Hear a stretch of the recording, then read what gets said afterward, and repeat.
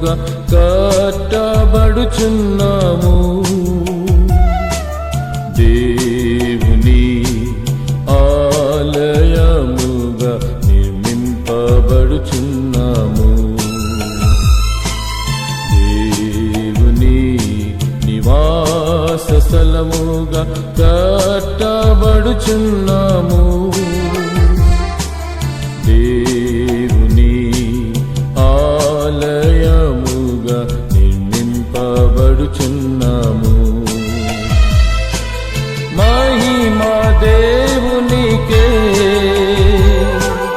ఘనత దేవునికే, మహిమా దేవునికే,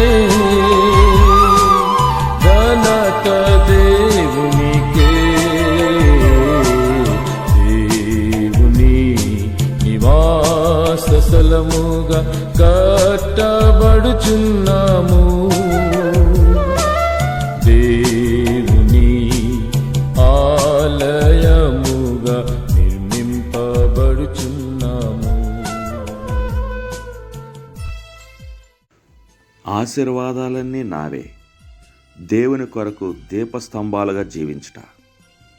ప్రతి కట్టడమును ఆయనలో చక్కగా అమర్చబడి ప్రభువునందు పరిశుద్ధమైన దేవాలయమగుటకు వృద్ధి పొందుచున్నది.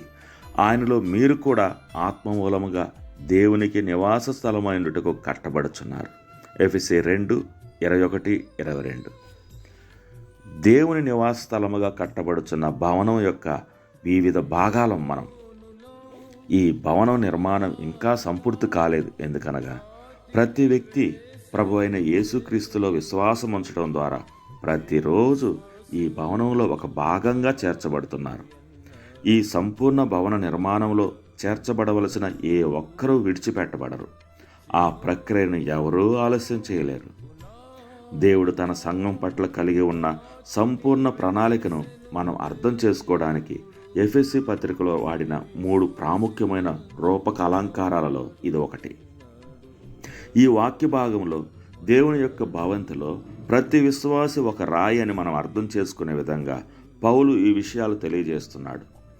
సంఘం అనగా ఒక దేశానికి, ఒక తెగకు, ఒకే తరగతికి చెందిన ప్రజలు మాత్రమే కాదు, క్రీస్తును తమ సొంత రక్షకునిగా అంగీకరించిన ప్రతి విశ్వాసి ఈ సంఘంలో భాగమే. అంతేకాదు, వీరంతా దేవుని భవంతిలో భాగమే. ఒక్కొక్కరిగా ఒకరి తర్వాత ఒకరు క్రీస్తును అంగీకరించే కొలది ఈ ఆలయం పెరుగుతూ ఉంటుంది.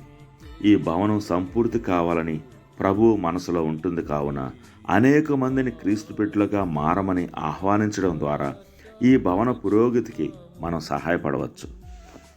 దేవుని ఆలయ నిర్మాణంలో మనం సజీవమైన రాళ్ళమని పేతురు మనకు గుర్తు చేస్తున్నాడు. జీవము మరియు వెలుగు లేని వాళ్ళెవ్వరూ ఇందులో భాగం కాలేరు. మానవ గనిలో మనం ఒకప్పుడు చనిపోయిన రాళ్ళ వలె ఉండాం. దేవుడు మన వద్దకు వచ్చి మురికి మన్ను నుండి మనల్ని బయటికి తీసి స్థిరమైన క్రీస్తు అనే తన బండపై నిలిపాడు. ఆయన తన జీవాన్ని మనలో ఉంచి నిర్మాణకుడికి మహిమ తెచ్చే బాధ్యత లేదా పని మనకు అప్పగించి పరిశుద్ధాత్మ మనలో నివసించడానికి మనలో ఒక ఏర్పాటును కలగజేశాడు. తన యొక్క భవంతిలో తాను అనుకున్న స్థలంలో మనల్ని నిలిపేందుకు మనల్ని మలుస్తూ మనకు ఒక ఆకారం తెచ్చే పనిని మనలో ప్రారంభించాడు.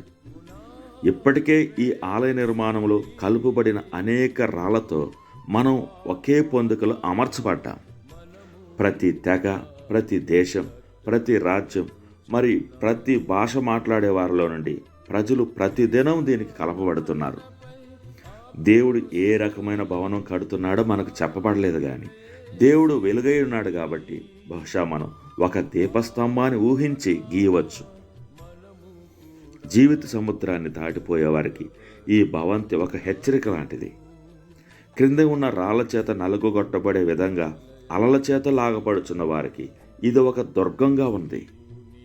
బొబ్బలు పెట్టే జీవితపు గాలుల నుండి నౌకాశ్రయానికి ఇది దారి చూపుతుంది.